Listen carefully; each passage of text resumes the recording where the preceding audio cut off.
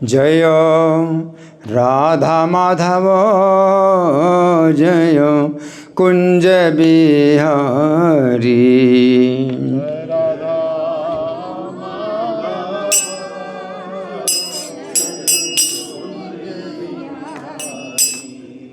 जय राधा माधव जय कुंज बिहारी।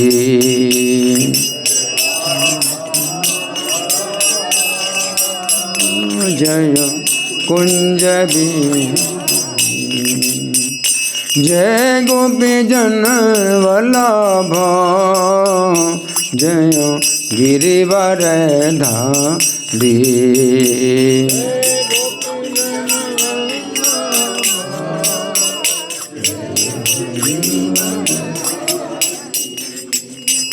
जय गोपी जन वल्लभ जय गिरिवर धारी।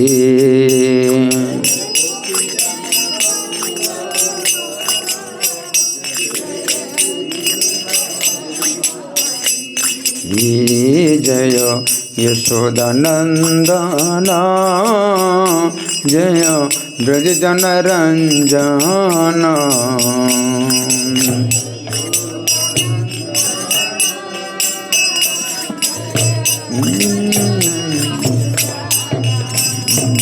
जय यशोदानंदन जय ब्रज जन रंजन।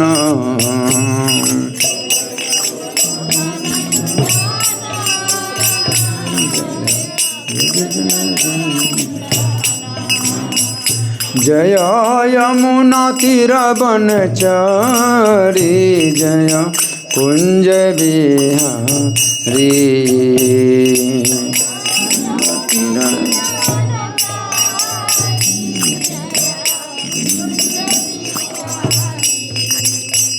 जय यमुना तीर बनचरी जय कुंज बिहारी।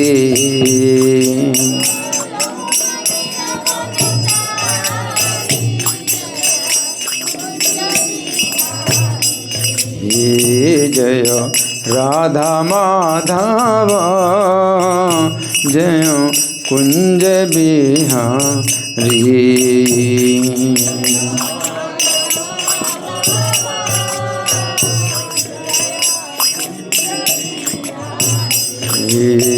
जय राधा माधव जय कुंज बिहारी।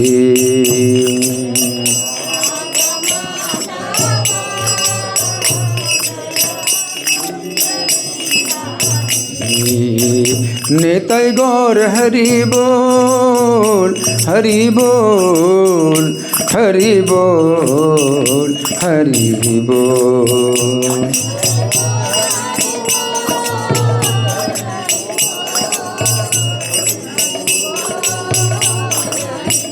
जय प्रभुपदा प्रभुपदा प्रभुपदा प्रभुपदा।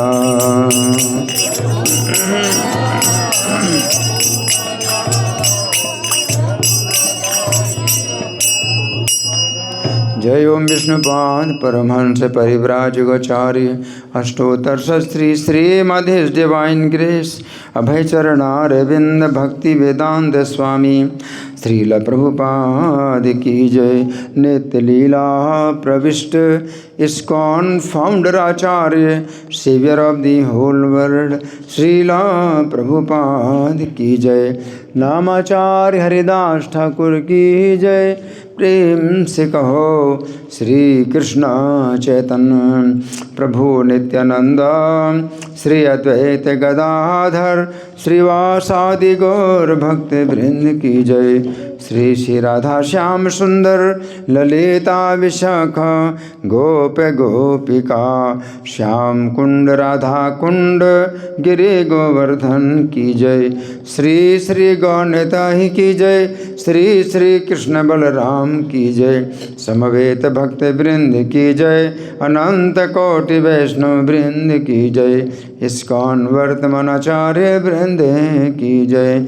गौर प्रेमानंदे all glories the assembled devotees, all glories the assembled devotees, all glories the assembled devotees, all glories to Sri Guru and Gauranga. जय जय श्री चैतन्य जय नित्यानंद।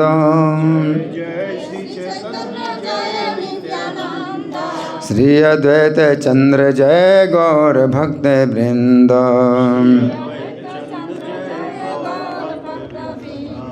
जय जय श्री चैतन्य जय नित्यानंद।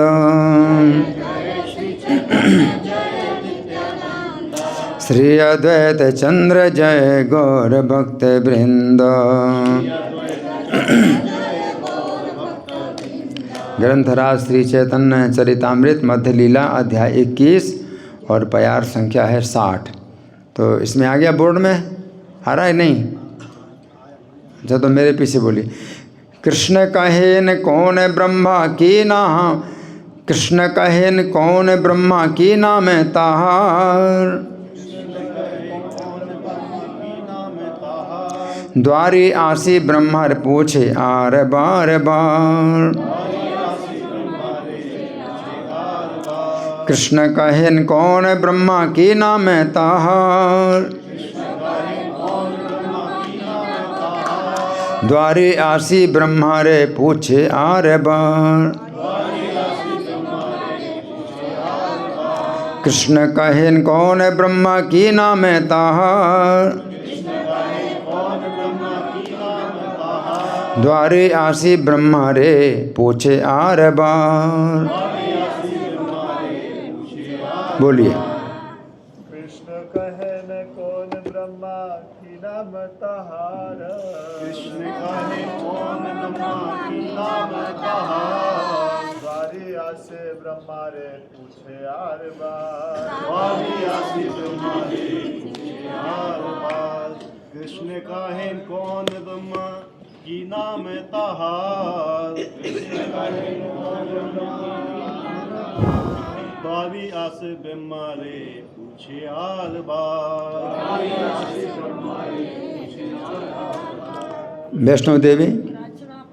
कौन ब्रह्मा की नाम ताहार। कृष्ण कहे कौन ब्रह्मा की नाम ताहार। द्वारी आसी ब्रह्मा रे पूछे आर बार। द्वारी आसे ब्रह्मा रे पूछे आर बार।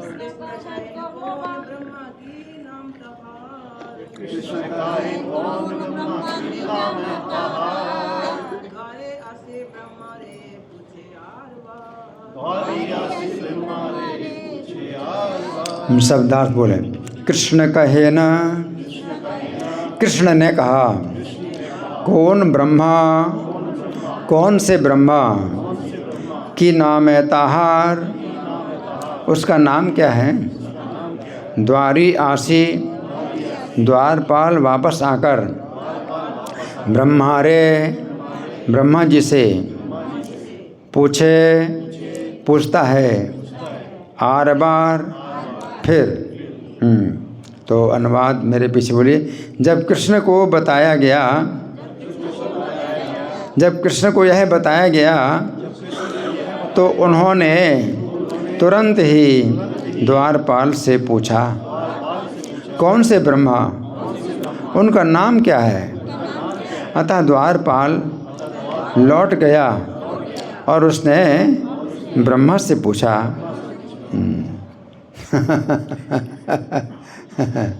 तो ये बीच से हमने प्यार ली है क्योंकि इसमें तात्पर्य है, तो पिछली प्यारों में तात्पर्य नहीं है, इसलिए इसको मैंने लिया। तो तात्पर्य हम बाद में पढ़ेंगे, पहले हम इसका जो है पहले शुरू करते हैं कि भगवान चैतन्य सनातन गोस्वामी को भगवान की सृष्टि का वर्णन कर रहे हैं। तो भगवान की सृष्टि में भगवान चैतन्य महाप्रभु बतलाते हैं कि आध्यात्मिक जगत भगवान की 3/4 शक्ति से बना है, इसी त्रिपाद विभूति कहलाता है। और भौतिक जगत भगवान की 1/4 शक्ति से बना है, तो 1 पाद कहलाता है। तो भगवान की 3/4 शक्ति हमारी वर्णन शक्ति से परे है। अतः उनकी शेष 1/4 शक्ति के विषय में विस्तार से सुनो। 1/4 शक्ति, अब 1/4 शक्ति का भी कोई अंत नहीं है। हाँ, ये 57 प्यार 57 भी है ना। तो उसमें बताते हैं अनंत ब्रह्मांडेर यत ब्रह्मा रुद्रगण चिरलोकपाल शब्दताहार गणन। वास्तव में ब्रह्मांडों की वास्तविक संख्या का पता लगाना बहुत कठिन है। अनंत ब्रह्मांड, अब एक बात विभूति की भी जो है क्या है कि अंत नहीं है, अनंत ब्रह्मांड। और उनमें ब्रह्मा और शिव जो है प्रत्येक ब्रह्मांड के अपने अपने होते हैं, वो चिर लोकपाल कहलाते हैं। कि ब्रह्मा और शिव तो होते हैं और इनकी जो आयु है वो ब्रह्मांड की आयु के बराबर है आयु। और इनकी आयु में कितने बार मनु बदल जाते हैं, इंद्र बदल जाते हैं, तो ये चिर कहलाते हैं कि भाई ब्रह्मांड के साथ साथ जो है इनका भी जन्म होता है और ब्रह्मांड के साथ साथ इनका प्रलय होता है। तो ये चिर लोकपाल हैं, जब तक ब्रह्मांड रहेगा तो ये नहीं बदलेंगे, है ना। लेकिन फिर भी ब्रह्मांड की आयु भी जो है अगर आध्यात्मिक दृष्टि से देखा जाए तो बहुत कम है ना। तो फिर चैतन्य महाप्रभु बताते हैं कि अनंत ब्रह्मांड जो है, ब्रह्मांडों की संख्या नहीं पता लगाई जा सकती। तो इसका एक उन्होंने घटना बतलाई, चैतन्य महाप्रभु घटना बतलाई कि मतलब इतने ब्रह्मांड हैं, ब्रह्मा तक नहीं गिन पाए। और ब्रह्मा जी को भी पता नहीं था कि उनके ब्रह्मांड के अलावा दूसरे ब्रह्मांड हैं। और जब देखा उन्होंने अलग अलग ब्रह्मांडों के ब्रह्माओं को, तो ब्रह्माओं को देखा, इसका मतलब ब्रह्मांड है इतने हैं। तो ब्रह्मा तो इकट्ठे हो गए, अलग अलग ब्रह्मांडों के ब्रह्मा इकट्ठे हुए भगवान कृष्ण की सभा में है। तो उसमें उनकी संख्या का ब्रह्मा जी को भी पता नहीं चला, मतलब वो भी संख्या नहीं गिन पाए। तो हम लोग फिर क्या गिनेंगे। तो चैतन्य महाप्रभु ये घटना जो बतला रहे हैं, इसलिए बतला रहे हैं कि ब्रह्मा को भी जो है पता नहीं था कि उनके ब्रह्मांड के अलावा और भी कोई ब्रह्मांड है। और जब देखे ब्रह्माओं को, तो ब्रह्माओं को नहीं गिन पाए, तो फिर उस हिसाब से ब्रह्मांडों को भी नहीं गिना जा सकता। तो वो घटना जो है चैतन्य महाप्रभु बतलाते हैं। एक दिन द्वारकाते कृष्ण देखी मारे। एक बार श्री कृष्ण जब द्वारका में थे तो कृष्ण देखी बारे, कृष्ण का दर्शन करने के लिए ब्रह्मा आइला, ब्रह्मा आए द्वारपाल जानाए कृष्ण ने। और कृष्ण को जो है द्वारपाल ने तुरंत ब्रह्मा जी के आगमन का जो है सूचना दी। द्वारपाल ने सूचना दी ब्रह्मा आए, है ना। और कृष्ण फिर आज की जो प्यार है कि कृष्ण कहेन कौन ब्रह्मा की नाम ताहार। कृष्ण ने कहा कौन से ब्रह्मा है, उनका क्या नाम है। तो कृष्ण ऐसा क्यों कहा, कृष्ण ने ऐसा क्यों कहा, क्योंकि ब्रह्मा जी को इस बात का बड़ा गौरव था कि द्वारपाल को बोल ब्रह्मा आए हैं। तो मतलब बहुत वीआईपी अपने भाव है उनका कि वीआईपी है कि मुझसे बड़ा कोई है नहीं इस ब्रह्मांड में।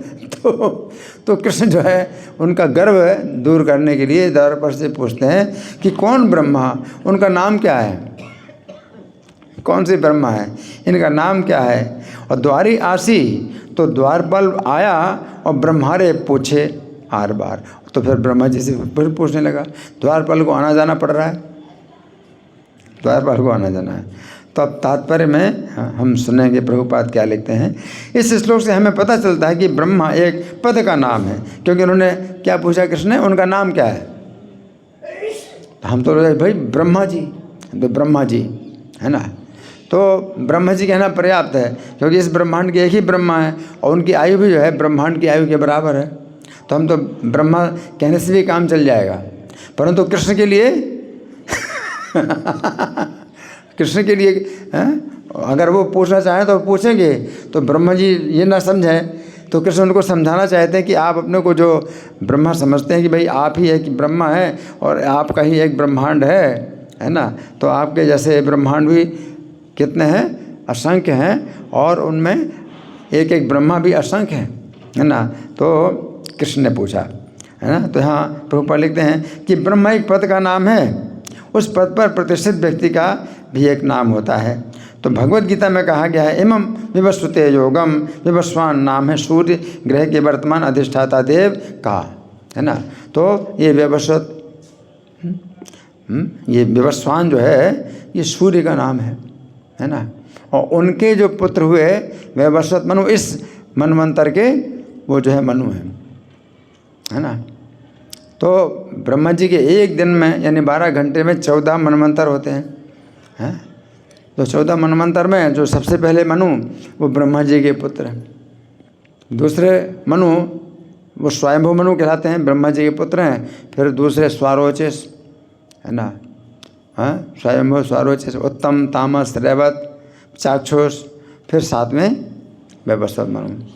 तो मनु अगर कहें कि भी मनु, तो मनु कहने से काम नहीं चलेगा। इस समय के मनु तो वैवस्वत मनु में। और श्रीमद् भागवत में मनु का काफ़ी चरित्र वर्णन है। तो वो स्वयंभू मनु का वर्णन है जो कि वराह अवतार हुआ था। तो ब्रह्मा जी जब आज्ञा देते हैं मनु को कि प्रजा उत्पन्न करो, तो उन्होंने कहा कि हमें जो है स्थान चाहिए, प्रजा कहाँ उत्पन्न करें। तो वो कौन से मनु थे? सबसे पहले मनु थे ब्रह्मा जी के पुत्र स्वयंभू मनु। और वो स्वयंभू मनवंतर चल रहा था और ये वैवस्वत मनवंतर चल रहा है। तो इस तरह से जो है मनु का फिर नाम आता है। और फिर ये 7वें वैवस्वत मनु हैं। फिर 8वें 9वें उन सब के भी नाम निश्चित हो चुके हैं जो कि मनु होंगे। 8वें मनवंतर के मनु का नाम निश्चित हो गया है। 9वें ऐसे 14वें मनु तक का नाम निश्चित हो चुका है कि उनकी बुकिंग है पहले से। और एक मनु का जो जीवन काल होता है वो एक मनवंतर 71 चतुर्युगी। 71 चतुर्युगी 43,20,000 साल एक चतुर्युगी। 71 से गुणा करें तो करीब करीब 30 करोड़ साल आता है ना। तो एक मनवंतर का जो समय 30 करोड़ साल है ना। तो जब भगवान कहते हैं, कृष्ण कहते हैं कि कौन ब्रह्मा है, उनका क्या नाम है ना। तो यहाँ प्रभुपाद लिख रहे हैं कि ब्रह्मा एक पद का नाम है और उस पद पर प्रतिष्ठित व्यक्ति का भी एक नाम होता है। भगवत गीता में कहा गया है, इमं विवस्वते योगम, विवस्वान नाम है सूर्य ग्रह के वर्तमान अधिष्ठाता देव का। सामान्यतया वो सूर्य या सूर्यदेव कहलाता है, लेकिन उसका अपना विशिष्ट नाम भी होता है। किसी राज्य का गवर्नर सामान्यतः राज्यपाल कहलाता है, किंतु उसका अपना व्यक्तिगत नाम भी होता है। वो तो आपको प्रैक्टिकल आप समझ रहे हैं। क्यों? क्योंकि इनका तो अब जो है मतलब का 5 साल के बाद बदल जाएंगे। कितने साल बाद? 5 साल बाद, या कोई 1 साल बाद, कोई 6 महीने बाद, ऐसे बदलते रहते हैं। तो नाम जो है अलग अलग होता है। आगे, चूँकि विभिन्न नामों वाले लाखों ब्रह्मा हैं, अतः कृष्ण ने जानना चाहा उनमें से कौन सा ब्रह्मा उनसे मिलने आया है ना। तो अभी हम इसी पर ही जो है चर्चा करेंगे कि ये भगवान की एक पाद विभूति, जो भगवान की सृष्टि का जो है 1/4 हिस्सा है। 3/4 हिस्सा आध्यात्मिक जगत है। तो चैतन्य महाप्रभु कहते हैं कि 3/4 हिस्सा आध्यात्मिक जगत है, उसका तो पार है ही नहीं, अपार है, उसका वर्णन नहीं किया जा सकता। लेकिन ये 1/4 का जो है वर्णन है, तो उसका भी कुछ किया जा रहा है, वर्णन कुछ वर्णन किया जा रहा है ना। तो आगे फिर ये कथा मैं सुना देता हूँ कि विस्मित हैया ब्रह्मा द्वारी के कहिला। विस्मित होकर ब्रह्मा जी ने द्वारपाल से कहा, जब द्वारपाल ने कहा कि कृष्ण पूछ रहे हैं कौन से ब्रह्मा हैं, आप कौन से ब्रह्मा हैं, आपका क्या नाम है, तो ब्रह्मा विस्मित हो गए, द्वारपाल से बोले, कहा गया सनक पिता चतुर्मुख आइला। तो ब्रह्मा जी ने कहा कि भगवान कृष्ण को बोल दो कि सनक 4 कुमारों के पिता और 4 मुख वाले ब्रह्मा आए हैं, है ना। तो कृष्ण जानाइया द्वारी ब्रह्मा रे लैया गेला। तो जब कृष्ण को द्वारपाल ने सूचना दी भाई ये ब्रह्मा जी वो ब्रह्मा जी हैं, तो द्वारपाल फिर बाहर गया और ब्रह्मा जी को जो है वो ले आया। कृष्णेर चरणे ब्रह्म दंडवत कैला, और कृष्ण के चरणों में ब्रह्मा जी ने दंडवत प्रणाम किया। कृष्ण मान ने पूजा करी तारे प्रश्न कैला। तो जब ब्रह्मा ने कृष्ण की पूजा कर ली तो फिर कृष्ण ने जो है उनका सम्मान किया है। और कृष्ण ने पूछा तारे प्रश्न कैला, कृष्ण ने पूछा उनसे प्रश्न किया कि लागी तुम्हारे यहाँ आगमन हैला, कि किस लिए आपका आगमन यहाँ पर हुआ है। तो ब्रह्मा कहे ताहा पाछे करीब निवेदन। तो ब्रह्मा ने कहा कि इस बात की बात तो मैं बाद में बताऊंगा। एक संशय मने है करहा छेदन, मेरे मन में एक संशय बना हुआ है, पहले उसका तो छेदन करो। मैं किस लिए आया हूँ वो तो मैं बाद में बताऊंगा। मेरे मन में एक संशय है, उसका छेदन करो। कौन ब्रह्मा पूछ ले तुम्हें कौन अभिप्राय है। तो आपने जो है कौन सा ब्रह्मा पूछा, किस अभिप्राय से पूछा, कौन ब्रह्मा? कौन ब्रह्मा? हाँ बड़ी जगते आर कौन ब्रह्मा है, तो मेरे सिवा इस जगत में और कौन सा ब्रह्मा है। सुने हासी कृष्ण तबे करी लेने ध्याने। तो कृष्ण ने सुना तो हंसे, और कृष्ण हंसे। अब कृष्ण जो है उत्तर नहीं देते हैं बल्कि दिखाते हैं। उन्होंने पूछा और भी कोई अन्य ब्रह्मा है, तो कृष्ण हंस पड़े और दिखाएं, और दिखाना चाहते हैं कृष्ण। तो कृष्ण हंसे और तुरंत ध्यान किया, मतलब ध्यान की शक्ति से ब्रह्मा को बुला रहे हैं भगवान। जैसे मोबाइल होता है ना, तो आज की टेक्नोलॉजी तो ये है भाई, मोबाइल की टेक्नोलॉजी बहुत एडवांस कहते हैं भाई, बहुत उन्नत है मोबाइल की टेक्नोलॉजी। आपने मतलब बात कर ली, लेकिन अब कभी फ़ोन मिलना भी कभी फ़ोन नहीं मिल पाता, मोबाइल का भी कनेक्शन नहीं मिल पाता, और कनेक्शन मिलता है तो इतनी जल्दी आ नहीं पाएंगे अमेरिका से या यूरोप से, कोई इतनी जल्दी आ नहीं पाएंगे। कृष्ण की टेक्नोलॉजी कितनी उन्नत है। उन्होंने ऐसे ध्यान किया और ब्रह्मा जी को बुला लिया। तो कितने ब्रह्मा आ गए उसी समय। तो कृष्ण हंसे और ध्यान से उन्होंने असंख्य ब्रह्मागण आइला, उसी क्षण असंख्य ब्रह्मा आ गए। एक क्षण कितना है, 4 मिनट। 4 मिनट में कितने ब्रह्मा आ गए, असंख्य ब्रह्मा आ गए। 4 मिनट में ना असंख्य ब्रह्मा आ गए। टेक्नोलॉजी कितनी उन्नत है, ये कृष्ण की टेक्नोलॉजी है। इस ब्रह्मांड के अंदर कृष्ण जो है द्वारका में है, और द्वारका में जो है एक सुधर्मा सभा है कृष्ण की। लेकिन सुधर्मा सभा की विशेषता ये है कि जितने भी लोग आ जाएं तो उतना जो है स्थान हो जाता है उसमें। अब असंख्य ब्रह्मा आ गए तो असंख्य लोगों के लिए स्थान हो गया, है ना। जबकि वो सभा इतनी बड़ी है लेकिन अचिंत शक्ति है, अचिंत गुण है। जैसे इतना ही ये है अपना जो बाउंड्री है इतनी है इस कमरे की, इसमें जो है इतने लोग आ जाएंगे, इतने लोग आ जाएंगे, कितने असंख्य ब्रह्मा आ जाएं। अब कृष्ण जो है तो असंख्य ब्रह्मा तत्क्षण उसी क्षण में आ गए। 4 मिनट के अंदर असंख्य ब्रह्मा आ गए। 10 20 शत सहस्र आयुते लक्ष्य बदन, कोटि अर्बुद मुख कारो न जाए गणन। तो किसी के 10 मुख हैं, हमारे ब्रह्मा तो 4 मुख वाले हैं, तो 4 मुख से कम तो किसी के हैं ही नहीं, 4 मुख से ज़्यादा हैं। किसी ब्रह्मा के 10 मुख हैं, किसी के 20 हैं, किसी के 100 हैं, किसी के 1000 हैं, और किसी के 10,000 हैं, और किसी के 1 लाख हैं, किसी के 1 करोड़ हैं, किसी के अरब हैं। और गिनती नहीं। तो ब्रह्मा जी ने ये पूछा कि कोई और अन्य ब्रह्मा है क्या, मतलब एक ब्रह्मा कोई हो सकता है मेरे अलावा, तो कोई वो भी मैं जानना चाहता हूँ। तो कृष्ण हंसे।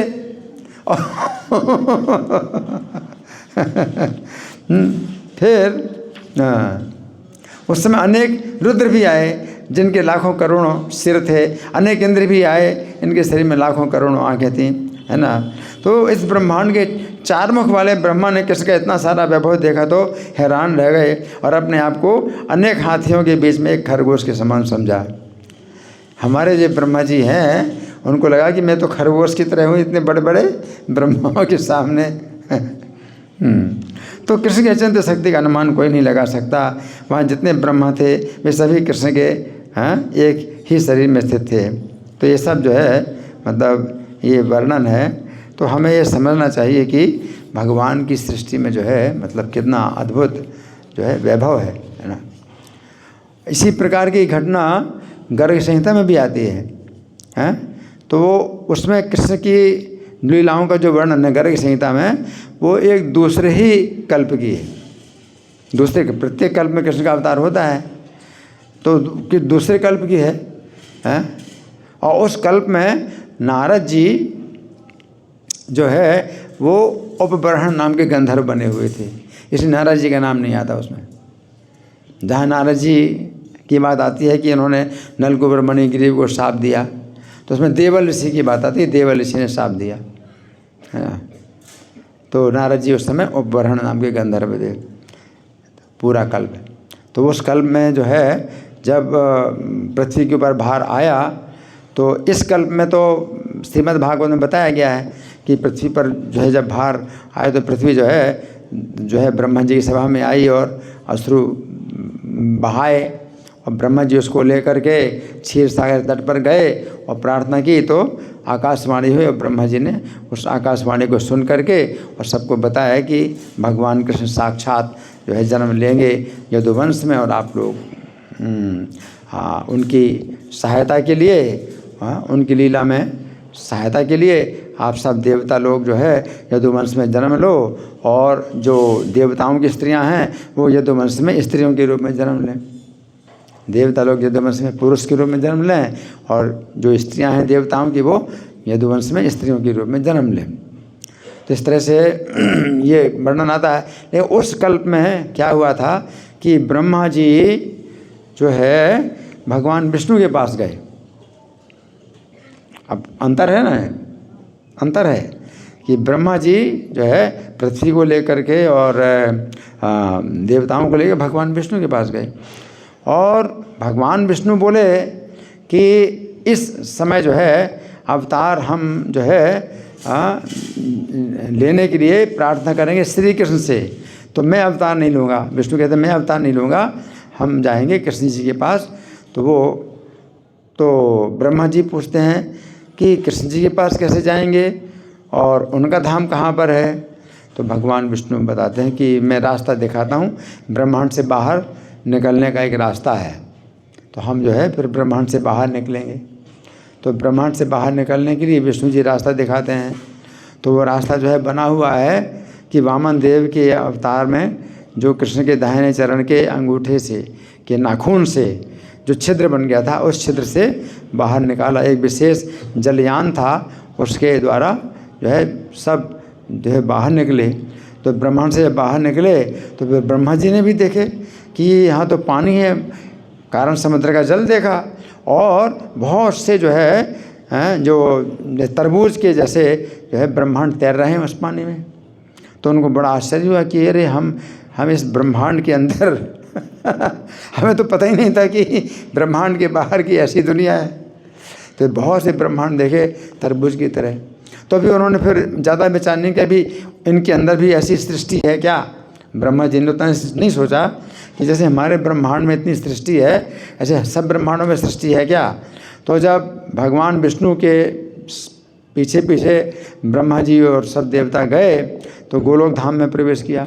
तो सतचंद्रानना नाम की एक गोपी थी, द्वारपालिका। द्वारपाल पुरुष होता है, द्वारपालिका थी। सतचंद्रानना नाम की गोपी द्वारपालिका थी। तो उसने पूछा, इन्होंने कहा कि हम भगवान कृष्ण से मिलना चाहते हैं। तो उसने कहा कि मैं आपकी सूचना तो दूंगी भगवान कृष्ण को, परंतु आप कौन से ब्रह्मांड से आए हैं आप ये तो बताइए। तो ब्रह्मा जी बोले हमारे ब्रह्मांड के अलावा कोई और ब्रह्मांड है क्या? तो हंस पड़ी, बोले अरे आप लोग तो जो है अपने ब्रह्मांड में रहने वाले उसी प्रकार से हैं जैसे गूलर के फल के अंदर कीड़े उसी में पैदा होते उसी में मरते हैं। आप लोग तो गूलर के फल में जो कीड़े होते हैं फल के अंदर ही पैदा होते हैं उसी में मरते हैं, उन्हें गूलर के फल के बाहर की सृष्टि का पता ही नहीं है। तो हंस पड़ी और ब्रह्मा जी अपना जो है शर्मिंदा हो गए, लज्जित हो गए, बड़ा जो है बेइज्जती हो गई।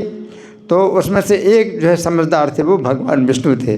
भगवान विष्णु ने कहा कि हाँ हम उस ब्रह्मांड से आए जहाँ पर अभी कृष्ण गर्भ का अवतार हुआ है और वामन देव के चरण के नाखून से छिद्र हुआ है। तो सत्यचंद्रानंद बोली एक ही व्यक्ति जो है समझदार है आप लोगों में, जो कि ब्रह्मांड का अपने परिचय दिया, अपने ब्रह्मांड का परिचय दिया। तो भगवान विष्णु ही एकमात्र समझदार थे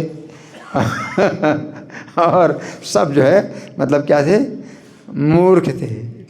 और कैसे मूर्ख थे, मतलब इतना इतना ज्ञान कि जैसे कीड़ा गुलर के फल के अंदर कीड़ा होता है, हैं वो बेचारा क्या जाने हैं कि फल के बाहर कितनी बड़ी सृष्टि है, कितनी बड़ी दुनिया उसी फल के अंदर पैदा होता है, उसी में मर जाता है। तो ये घटना जो है उस कल्प में जो है मतलब ब्रह्मा जी के साथ हुई है ना। तो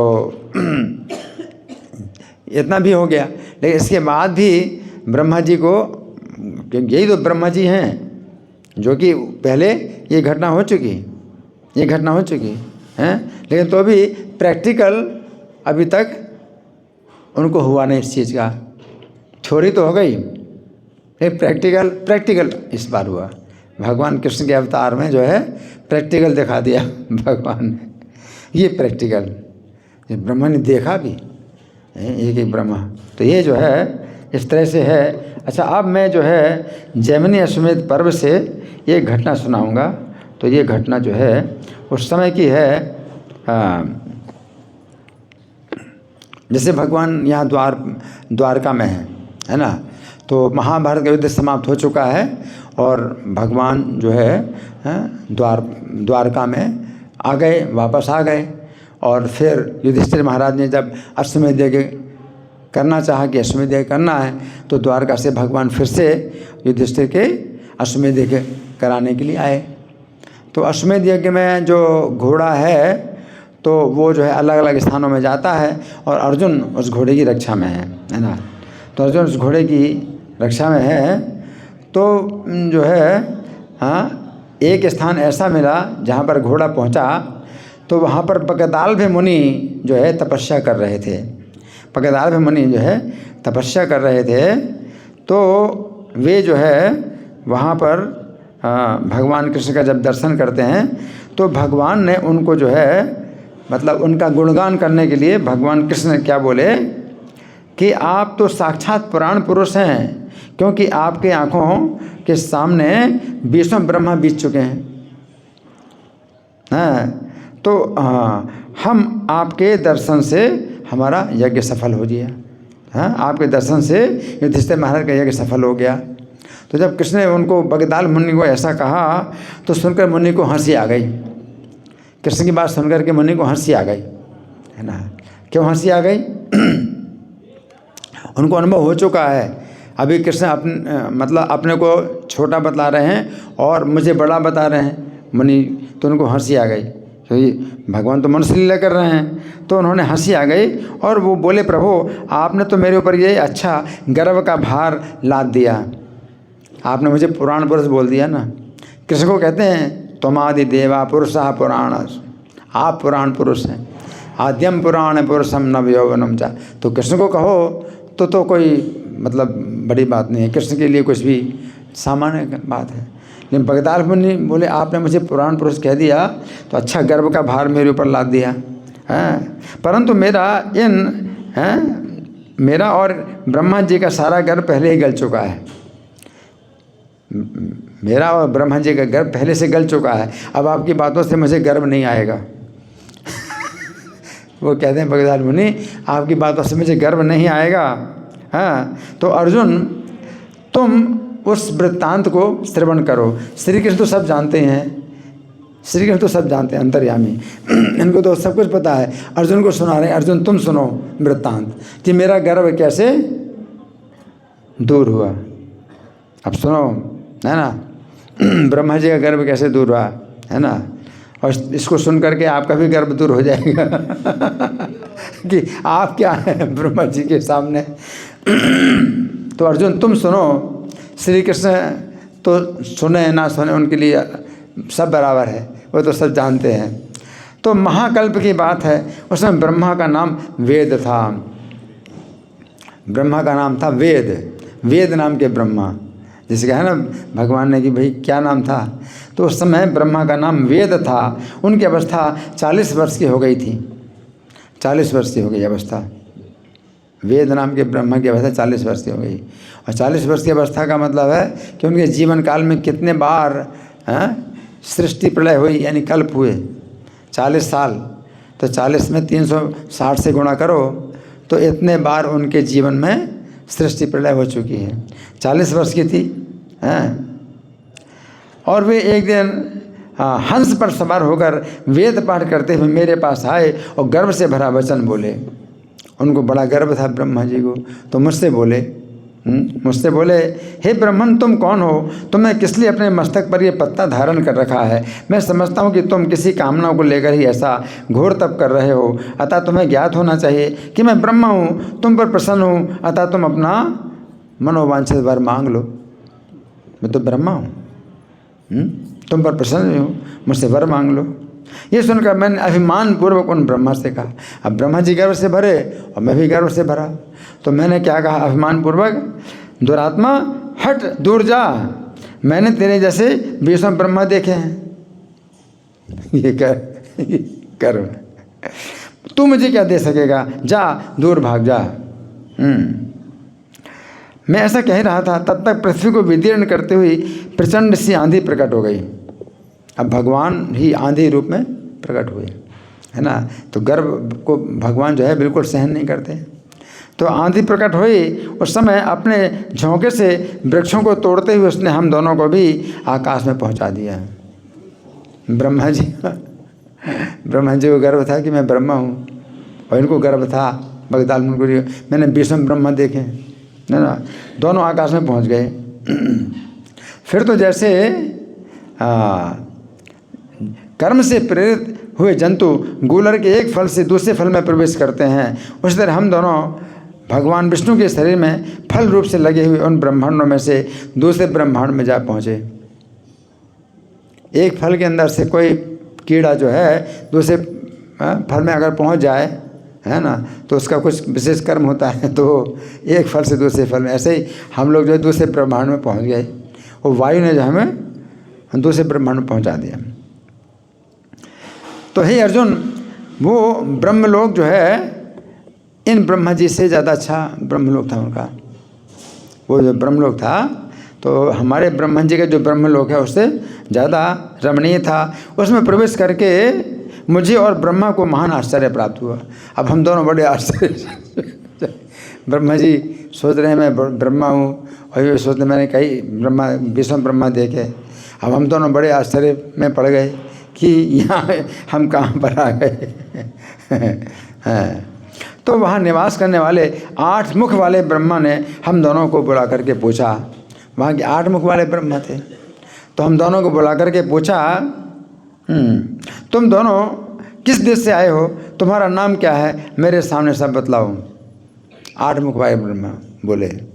4 मुख वाले ब्रह्मा और पगदाल भी मुनि, इन दोनों से कहा कि तुम दोनों कहाँ से आए हो, हैं, अपना नाम बताओ, सब बताओ। तब 4 मुख वाले ब्रह्मा ने कहा, आपको विदित होना चाहिए कि मैं सत्यलोक से आ रहा हूँ। अभी ब्रह्मा जी के अंदर भाव, आपको पता होना चाहिए, पता होना चाहिए ना आपको पता नहीं, पता होना चाहिए। मैं सत्यलोक से आ रहा हूँ और पद्म योनि मेरा नाम है। दूसरा जो ये मेरी सेवा करने के साथ आया है, ये मेरा शिष्य है। ये मेरा शिष्य है और ये स्पष्ट रूप से बगदाल नाम से प्रसिद्ध है, ये मेरा शिष्य है। ये सुनकर 8 मुख वाले ब्रह्मा ठठाकर हंस पड़े, कहने लगे, आप ब्रह्मा हैं और ये दूसरा शिष्य है, ये तो ठीक है, परंतु ये संबंध तभी तक था जब तक तुम लोगों ने मुझे नहीं देखा था। अब तुम दोनों मेरे शिष्य हो। अब तुम दोनों मेरे शिष्य हो गए हो, अब भूल जाओ। अब तुम दोनों मेरे शिष्य हो गए हो, अतः अब यहाँ तुम दोनों स्वस्थ चित्त होकर मेरे शौच के लिए जल और मिट्टी तो ले आओ।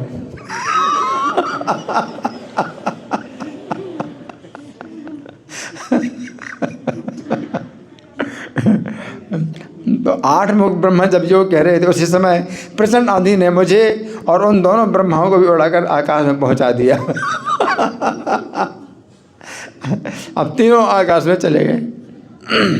वहाँ भी दोनों ब्रह्मा मेरे साथ चक्कर काटते हुए भगवान विष्णु के तीसरे ब्रह्मांड में प्रविष्ट हुए, तीसरे ब्रह्मांड में प्रविष्ट हुए। तो उस ब्रह्मांड के निवासी जो है बड़े पुण्यात्मा थे, बड़े उदार थे। हम लोगों को देख करके हंसे और पूछने लगे आप लोग कौन हैं, किस देश से आ रहे हैं, आप लोगों का नाम क्या है, लज्जा का परित्याग करके सारी बातें बताइए। अब लज्जित हो रहे हैं ना, तीनों लज्जा, 8 मुख वाले ब्रह्मा भी लज्जित हो रहे हैं यहाँ पर।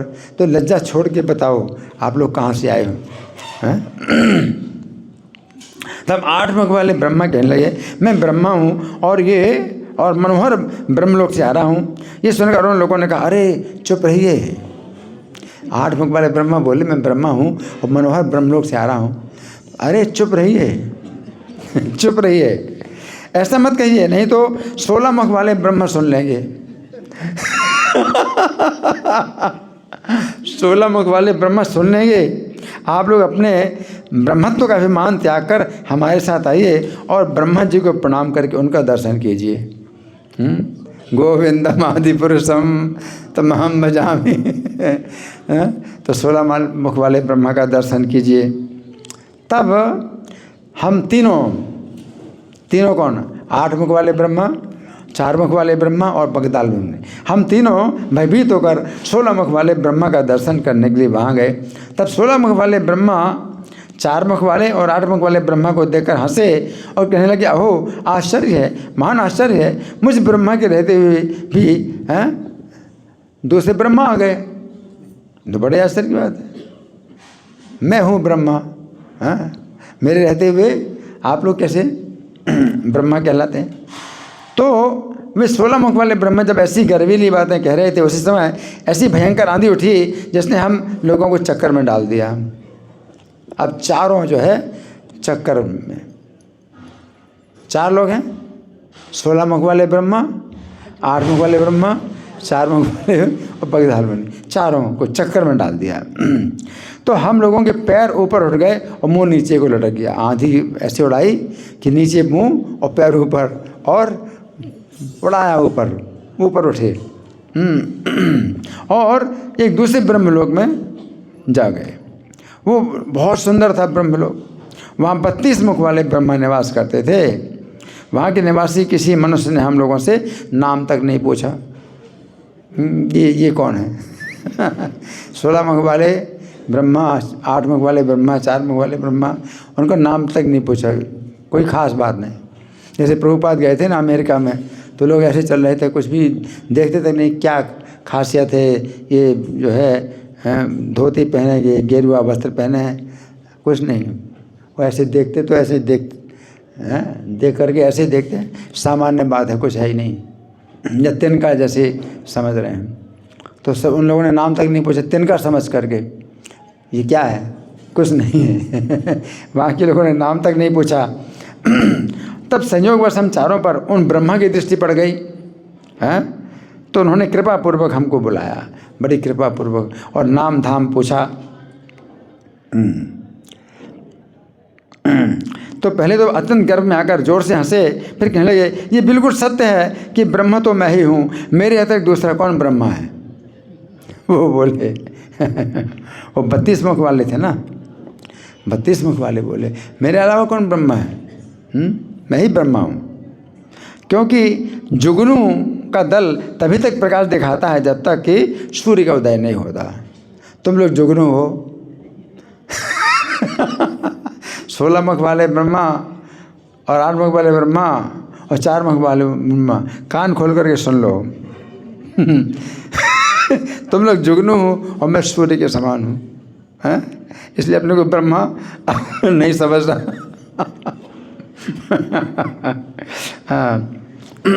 जुगनू का दल तभी तक अपना प्रकाश दिखाता है जब तक कि सूर्य का उदय नहीं होता। ऐसा कहते हुए 32 मुख वाले ब्रह्मा भी उस आंधी की चपेट में आ गए। आंधी की चपेट में आ गए और हम लोगों साथ ही आकाश में चक्कर काटने लगे। अब कितने हो गए? 5 32, 16, 8, 4 और बगदाल मुनि 5 लोग हो गए। 5 को आंधी ने उड़ाया और दूसरे ब्रह्मांड में जा पहुँचे। 64 मुख वाले ब्रह्मा विराजमान थे। 64 मुख वाले ब्रह्मा थे और दुगनी वृद्धि के कारण गर्भ में भरे हुए सभी ब्रह्मा उन 1000 नेत्र और 1000 मुख वाले विराट परमेश्वर, हाँ नहीं यहाँ, हाँ वहाँ उन ब्रह्मा ने भी महान गर्व किया। 64 मुख वाले ब्रह्मा ने अपना गर्व दिखलाया है। अब तुम लोग अपने को ब्रह्मा नहीं समझना। मैं हूँ ब्रह्मा। 64 मुख वाले ब्रह्मा बोले। तो उस समय क्या हुआ, उन ब्रह्मा ने महान गर्व किया। इस प्रकार दुगनी वृद्धि के कारण गर्भ में भरे हुए वे सभी ब्रह्मा और उन सहस्त्र मुख वाले विराट परमेश्वर के पास जा पहुँचे, जिनकी सनक आदि मुनि और देवता स्तुति कर रहे थे। 1000 नेत्र वाले 1000 मुख वाले हैं भगवान संकर्षण, है ना, वो हैं विष्णु तत्व। ये सब ब्रह्मा जीव तत्व हैं, है ना।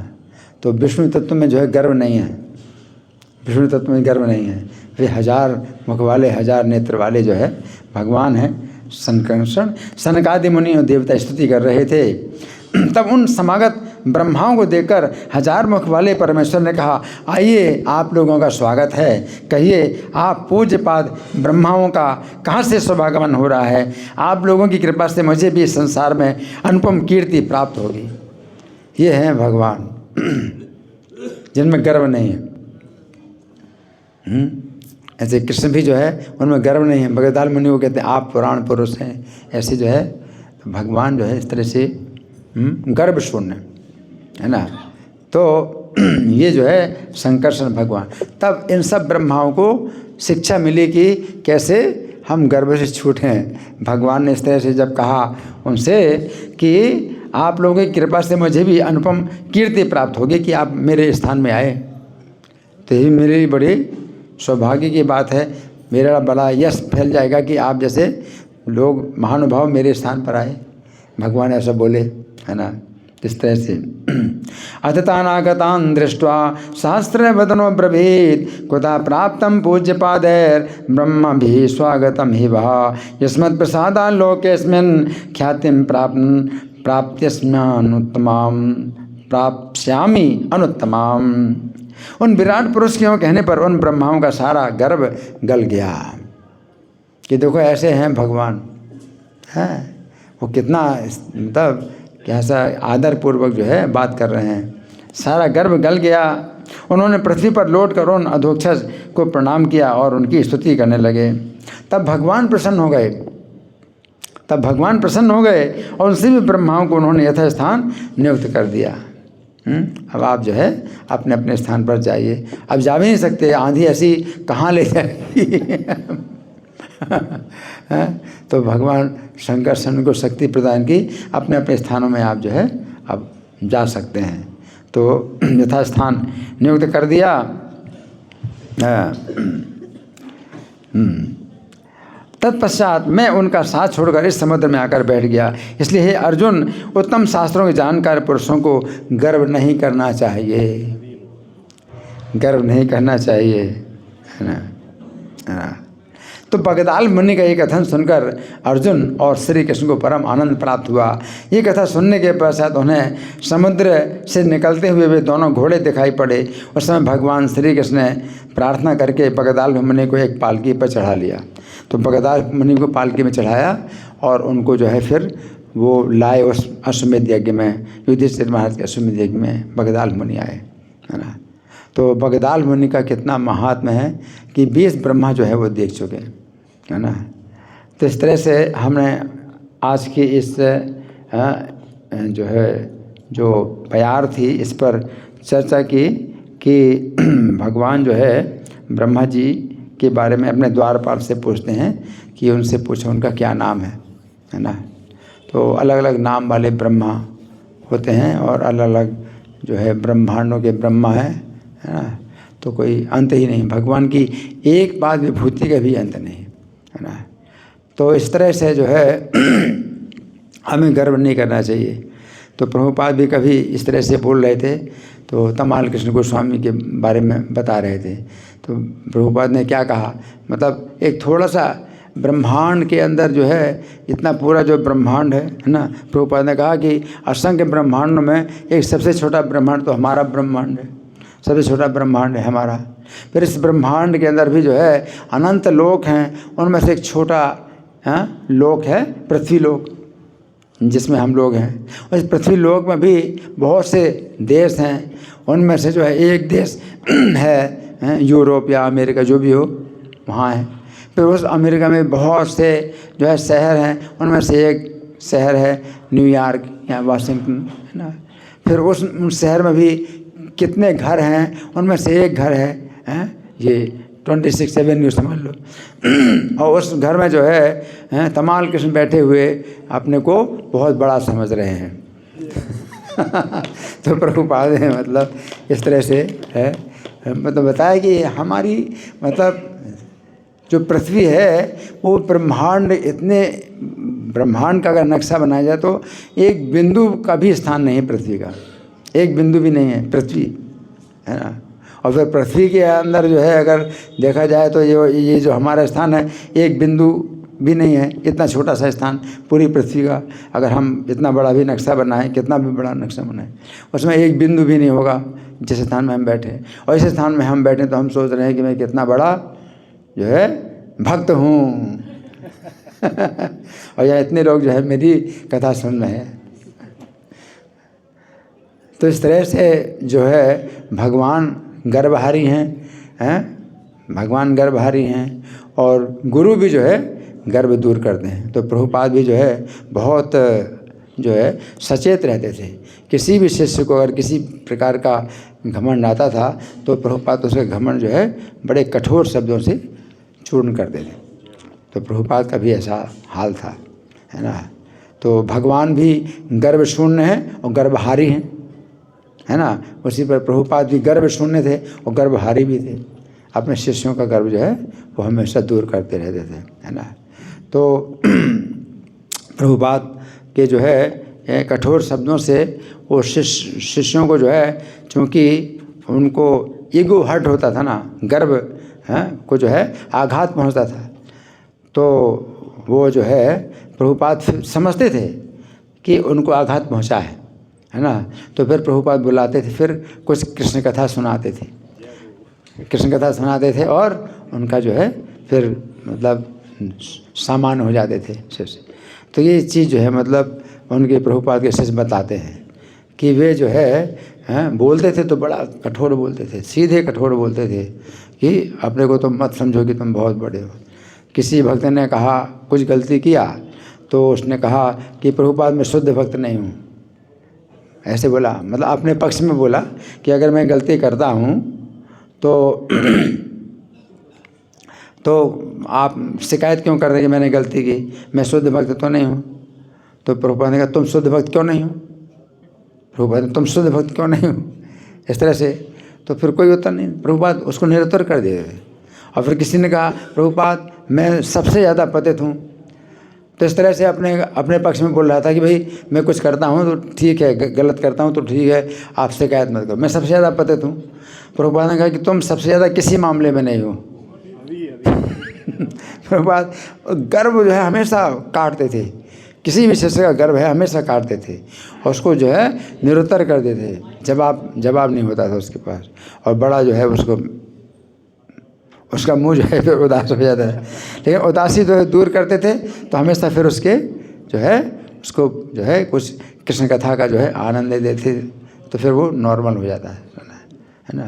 लेकिन नहीं तो ऐसे जो दूसरे जो गुरु होते हैं जो वैष्णव नहीं तो भगवान की कथा न सुनते न सुनाते हैं, तो वो जब अपने शिष्य को कुछ बोलते हैं तो शिष्य फिर जो है उनके प्रति जो है कुछ विरुद्ध भी कार्य करते हैं।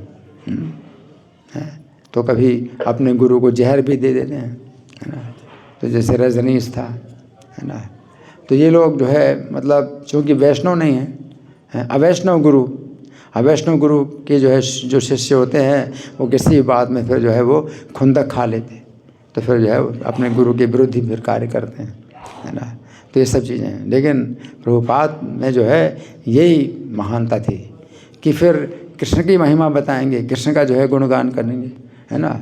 तो फिर वो दिखाते थे मेरे अंदर भी गर्व नहीं है ना, तुम गर्व करो, है ना। और है गर्व इस बात का करो कि हमारे स्वामी कौन है, श्री कृष्ण जो इतने महान हैं, इस बात का गर्व। हरि बोल। तो इस तरह से जो है हमें गर्व होना चाहिए, है क्या गर्व होना चाहिए कि हमारे जो है प्रभु कौन है, कृष्ण है, ठीक है ना जी। तो अभी हमारे पास कुछ समय है, तो आप लोगों के साथ में कुछ चर्चा, कोई मंथन, कोई विचार, कोई प्रश्न, या मैं प्रश्न करूं जी। माइक, हैंड माइक है।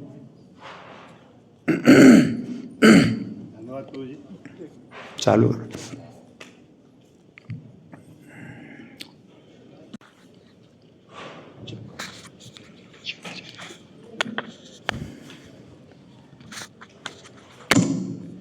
धन्यवाद प्रभु जी, बहुत सुंदर कथा के लिए। तो इस कथा का ही महात्म्य ये होगा कि हम सब जब ये कथा सुनेंगे तो हमारा भी गर्व दूर हो। तो ये कथा का महात्म्य होना चाहिए प्रभु जी। हाँ, तो ये हमेशा ये सुनना चाहिए। और जब भगवान कृष्ण उनको बोले आप पुराण पुरुष हैं, तो वो हंस पड़े। आपने तो मेरे ऊपर गर्व का बड़ा भारी भार डाल दिया, परंतु अब मुझे गर्व नहीं आएगा। तो प्रैक्टिकल जो है कुछ हो जाता है ना, तो फिर जो है मतलब हमेशा की लिए याद रहे। तो कोई ऐसी घटना हो जाती है तो हमेशा के लिए याद रहती है, तो वो भी है। अभी आपने थ्योरी सुनी है, कुछ प्रैक्टिकल भी होगा। तो कुंती महारानी कहती हैं कि प्रैक्टिकल में हमें जो है आप हमेशा विपत्तियां दीजिए जी। तो वो विपत्तियां अगर आती रहेंगी, है ना। विपदा संदुता शाश्वत तत्र तत्र जगत गुरु भवतो दर्शनम यत्स्यात् अपुनर्भव दर्शनम। तो हम जो है आपका जो है हम उस समय दर्शन करेंगे। जब विपत्तियां आती हैं तो हम आपका दर्शन करते हैं। दर्शन करते हैं मतलब आपसे प्रार्थना करते हैं, तो वही एक प्रकार का दर्शन है। और जब विपत्तियां नहीं आती हैं तो हम गर्व से हमारी आंखें बंद हो जाती हैं, अंधे हो जाते हैं और हम आपका दर्शन नहीं कर पाते, है ना। तो भवतो यत् दर्शनम, आपका दर्शन हो हमें, यानी हम आपको याद करें, हम और विपत्तियों से छूटने के लिए हम आपको जो है भजन करेंगे। तो हमें आप विपत्तियां दीजिए, और जब विपत्तियां देंगे आप, तो हम विपत्तियों से छूटने के लिए आपका भजन करेंगे। तो विपत्तियों से छूटना भी। तो कुंती महारानी मतलब इस तरह से प्रार्थना करती हैं भगवान से। तो वो जो है प्रार्थना उनके लिए नहीं, हमारे लिए, कि कुंती महारानी कहती हैं जन्म ऐश्वर्य सुश्रीभिर एधमान मदापमान। ऊंचे कुल में जन्म हुआ, या धन संपत्ति है, या अपने पास शिक्षा, अच्छी शिक्षा हुई, या सुंदरता है, तो मद को जो है, मद की जो अग्नि है, मद अग्नि के समान है, घमंड अग्नि के समान है, उसको ईंधन मिल जाता है। क्या?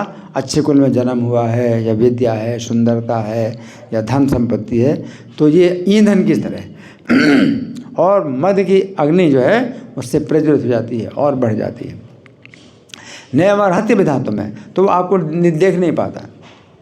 तो गर्व के कारण जो है आँखें अंधी हो जाती हैं, आँखें बंद हो जाती हैं, वो भगवान को नहीं देख पाता, है ना।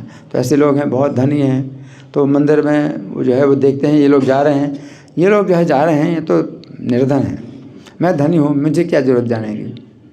तो देखना नहीं चाहता है, भगवान को देख नहीं पाता है, या देखना नहीं चाहता है भगवान को। मुझे भगवान का दर्शन करने की क्या ज़रूरत है।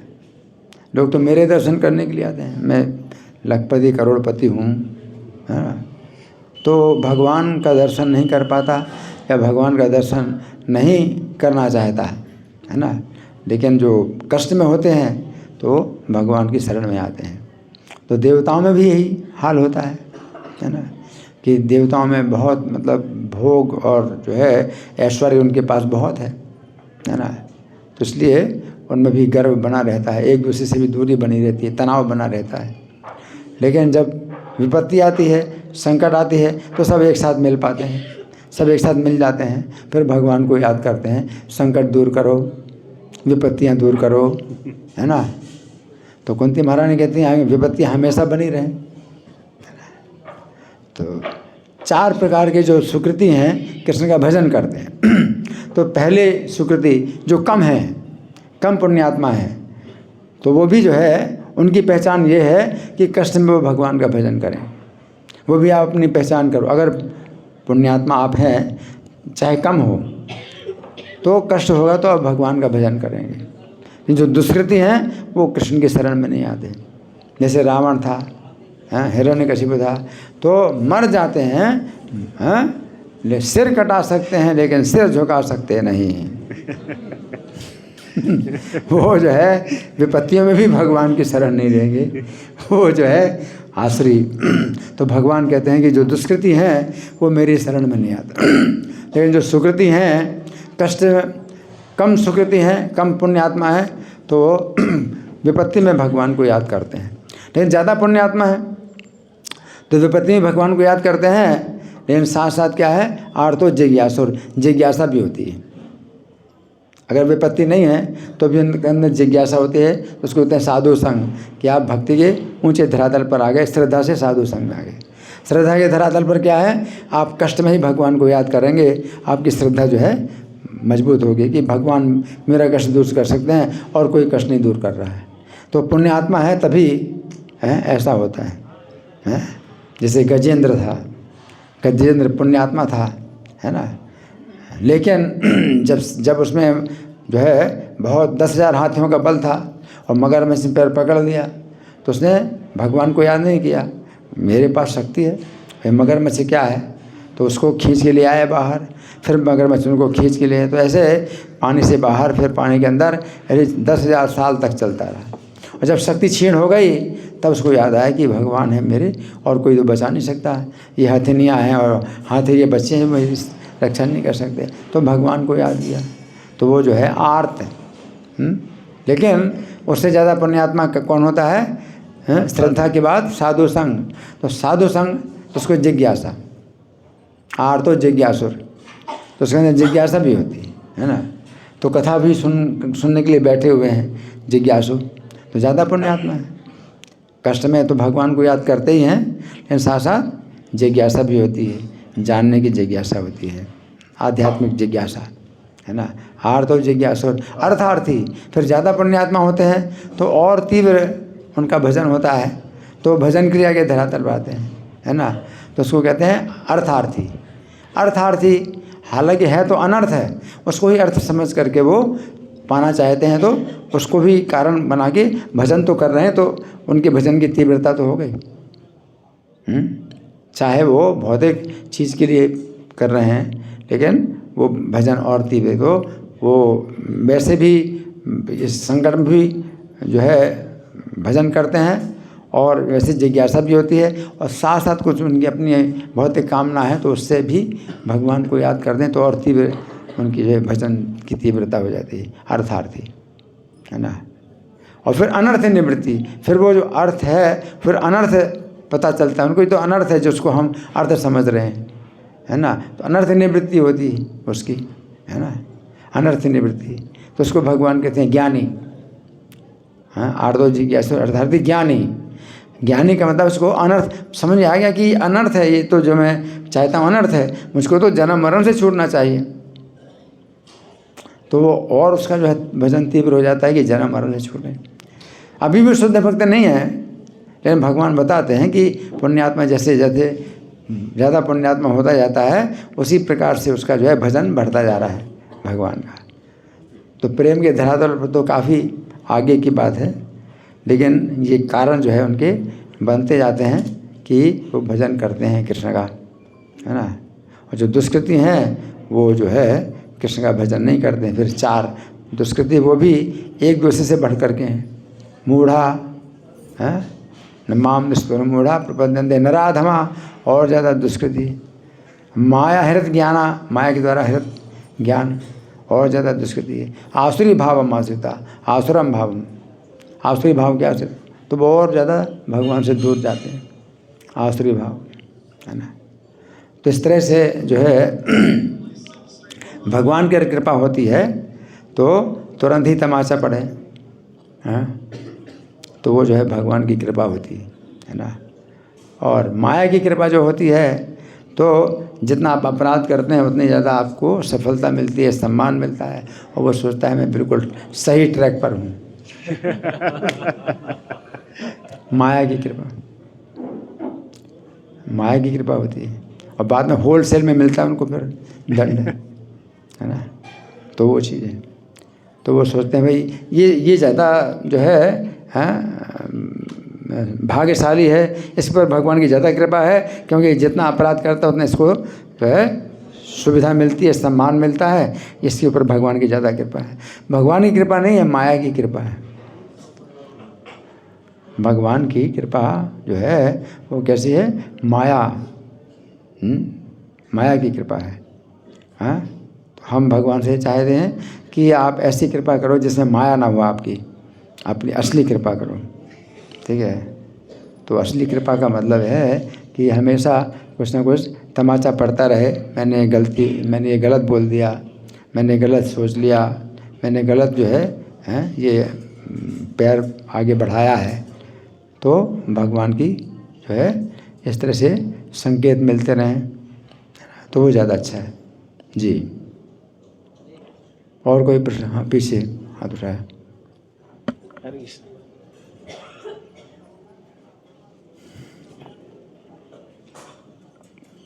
प्रभु जी, जब बंद हो गया माइक। हरे कृष्णा। हाँ, प्रभु जी, मेरा प्रश्न है कि अनर्थ से कैसे बचें? अनर्थ से कैसे बचें? देखिए, अनर्थ से बचने के लिए ये भजन क्रिया है। आप तीव्र भजन करो। तीव्र भजन में क्या है? भजन क्रिया के धरातल पर पहले श्रद्धा, फिर साधु संग, फिर भजन क्रिया। तो भजन क्रिया के धरातल पर आप जो है प्रभुपाद के नियमों का पालन करो। तो सवेरे की साधना, तो प्रभुपाद ने अपने अंतिम जीवन के अंत में जो शिक्षा दी थी, उन्होंने कहा सवेरे की साधना। तो सवेरे की साधना से आप सत्वगुण में आएंगे, है ना। अनर्थ का मतलब रजोगुण, तमोगुण, है ना।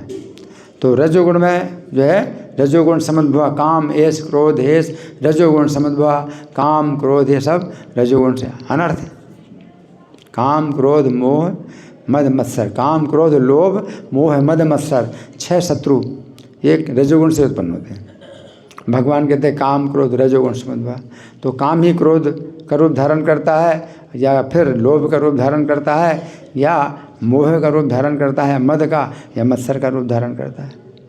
तो काम ही जो है ये अलग अलग रूपों में ये जो है अनर्थ है, तो हमारे अनर्थ है। तो सत्वगुण में आने के लिए आप सवेरे की साधना करिए। तो सवेरे की साधना मंगल आरती है ना। तो इसमें कष्ट होता है ना। आप सवेरे उठते हैं तो आपको जो है नींद निद्रा का त्याग करना पड़ता है, तो बड़ा कष्ट होता है ना। और जाड़ों में तो स्नान करना ठंडे पानी से। तो ठंडा पानी अब नहीं है कि भाई कलयुग में जैसे जैसे कलयुग आगे बढ़ता है तो शरीर कमज़ोर होता जा रहा है। तो अब ठंडा पानी अगर आपको जो है सूट नहीं करता, और ठंडे पानी से अगर मान लो शरीर ही नष्ट हो रहा है, तो आप जो है ऐसी तपस्या या ऐसी भजन क्रिया मत करिए जिसमें शरीर ही नष्ट हो रहा है ना। ठंडे पानी से शरीर नष्ट हो रहा है, जुकाम पैदा हो रहा है, कुछ और बाधाएं हो रही शरीर में। तो शरीर को नष्ट नहीं करना, शरीर को उतना कष्ट देना है कि शरीर नष्ट ना हो, ठीक है ना। तो पहले जो है मतलब सर्दी के दिनों में लोग जो है ठंडे पानी में, ठंडा पानी तो होता ही है, कोई पानी को ठंडा करने की जरूरत नहीं है, पानी में गले तक वो रहते थे। तो उस समय शरीर को कष्ट होता था, शरीर नष्ट नहीं होता था। तो ठंडे के दिनों में ठंडे पानी में जो है गले तक वो डूबे रहते थे, है ना। और गर्मियों में जो है उनका कष्ट होता था, लेकिन शरीर नष्ट नहीं होता था। भूख की गर्मी सहन करना, प्यास की गर्मी सहन करना, गर्मी तो वैसे ही है, और भूख की गर्मी सहन करना, प्यास की गर्मी का सहन करना, 2 गर्मी तो ये हो गई। फिर चारों तरफ आग लगाई, आग का घेरा, तो तीसरी गर्मी हो गई। फिर चौथी गर्मी ऊपर से सूर्य है, ऊपर से सूर्य मतलब खुले धूप में बैठना। और 5वीं गर्मी ज़मीन गर्म है, आप नंगी ज़मीन में बैठो, गरम ज़मीन में। तो शरीर में कष्ट होता था, शरीर नष्ट नहीं होता। लेकिन अभी तो शरीर ही नष्ट हो जाएगा। कलयुग का जो शरीर है इतनी गर्मी में 1 घंटे में ही शरीर नष्ट हो जाएगा, ख़त्म, हरि बोल हो जाएंगे।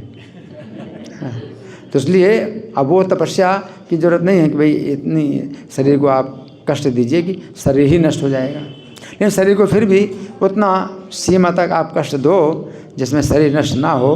तो मंगल आरती में आप उठो, है ना, जाड़े है तो फिर ये गर्म कपड़े भी पहनना है, और जो है गर्म पानी में भी स्नान करना, परंतु उठना है और मंगल आरती में आना है। तो ये दिव्य तपस्या कहलाती है। तपो दिव्यम पुत्र का ये सत्वम शुद्धेत यस्मात् ब्रह्म सौख्यम तुरंतम। तो तपस्या दिव्य हो, और दिव्य तपस्या के द्वारा हमारी बुद्धि शुद्ध होगी और उससे जो है अनंत ब्रह्म सुख प्राप्त होगा। तो अनर्थों से मुक्त होने के लिए आपको सत्वगुण में आना चाहिए। स्थितम सत्वे प्रसीदति, तदा रजस्तमो भावा कामलोभादेश्ये चेतेत अनाविद्धम स्थितम सत्वे प्रसीदति। रजोगुण तमोगुण के भाव जो है इनसे चित्त अनाविद्ध होगा, है ना। तो नित्यम भागवत सेव्या, श्रीमद् भागवत का सेवन, मंगल आरती है और नित्यम भागवत सेव्या और माला का जप करना। तो सवेरे की साधना में सब कुछ आ जाता है ना। तो भागवत का जो है श्रवण करना, तो भागवत का श्रवण भी रोज़ नहीं हो पाता, है ना। क्योंकि अपने कुछ तनाव है किसी भक्त के साथ, और अपने से वो कोई जूनियर है तो ये क्यों प्रवचन देगा और मैं क्यों प्रवचन सुनूंगा, ये क्यों व्यासन के ऊपर बैठेगा और मैं नीचे क्यों बैठूंगा। तो प्रभुपाद ने जो है बड़ा कठोर नियम बनाया है कि कोई छोटा नहीं कोई बड़ा नहीं, सबको बैठना है क्लास में। प्रभुपाद ने कहा मैं स्वयं क्लास में बैठता हूँ। प्रभुपाद ने एक मेरे पास वो शब्द हैं प्रभुपाद के, मैं वृंदावन में खुद अपने ही शिष्यों के प्रवचन सुनने का आनंद लेता हूँ। सबको सुनना चाहिए, सबको क्लास में बैठना चाहिए। तो ये जो है इसी से अनर्थ दूर होंगे, है ना। नित्यम भागवत सेव्या, है ना। तो इस तरह से जो प्रभुपाद के बनाए नियम हैं, जब क्लास का समय है तो आप क्लास में जो है आप बैठिए। उस समय फिर ये मत सोचिए कि क्लास को ना सुन करके मैं अपना माला जप करूँगा, मैं अपना अध्ययन कर लूँगा। क्योंकि गुरु की आज्ञा से, प्रभुपाद की आज्ञा से, प्रभुपाद के बनाए नियम के अनुसार क्लास के समय आप क्लास में बैठिए, है ना। तो वो जो है वही बात है, चाहे आप 10 बार सुन चुके हैं, लेकिन आप सुनते हैं तो आप शुद्ध होते हैं। उन बातों को जो है जो दोहराई जाती हैं, जो प्रभुपाद ने कही हैं और श्रीमद् भागवत की भगवत गीता की बातें हैं, तो आप बार बार सुनते हैं, बार बार सुनते हैं, तो बोलने वाला भी शुद्ध होता है, वो बार बार बोलता है वो शुद्ध होता है, और आप बार बार सुनते हैं तो आप शुद्ध होते हैं। तो ये नहीं कि रोज़ रोज़ भागवतम की सुनने की क्या ज़रूरत है, मैं तो वही बातें तो होती हैं, क्या फ़र्क पड़ता, मुझे क्या ज़रूरत है ना। हाँ, ऐसे लोग बोलते हैं, कई लोग बोलते हैं मैंने सब सुन लिया, मैंने सब कर लिया और सब कुछ करके छोड़ दिया। तो मतलब ऐसे मैंने तो इतना भागवतम सुन लिया और सुनकर छोड़ दिया, तो मतलब छोड़ दिया इसका मतलब क्या हुआ कि मतलब कुछ अब मुझे ज़रूरत ही नहीं है,